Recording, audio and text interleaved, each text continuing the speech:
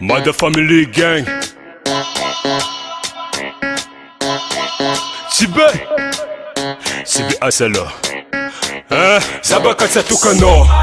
Fatsisandra nde tokisa kwano zegny. Zabakatsa tukano. Atovadala za kombala tukano kwa. Zabakatsa tukano. Fatsisandra nde tokisa kwano zegny. Zabakatsa tukano. Atovadala za kombala tukano kwa. Anao mivolagna fa croyante pratikante nefa anao nomoaly netwerk tagnambo comptoir. Nangataka vol fa nisy problème nefa tsika roe zo gongagna agnaty bar. Volagninao fa mamanao io tsy sarotiny. Zako mamangy ro mazava foralokiny. Argent de poche nakajabo ny tsy kofiny. Nefa izy mandeha mivangangiva amy tokony.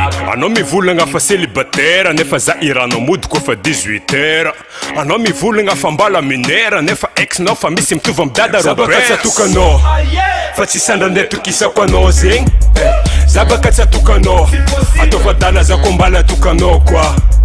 Zabakatsa tukanao fa tsy sandra nde tokisa kwanao zegny. Zabakatsa tukanao atovadala za kombala tukanao kwa. Magnano farany fidèle tsy mampibrafy nefa sarinazy milapalapa amy réseau famfafy.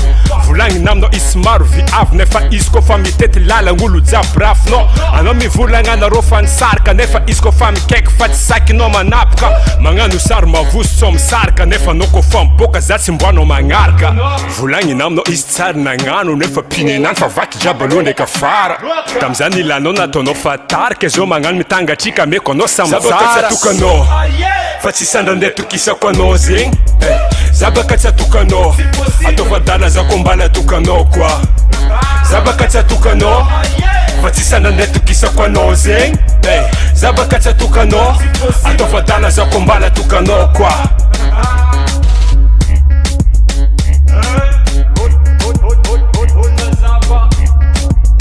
Zabakatsa tukanao. Mada Family Gang.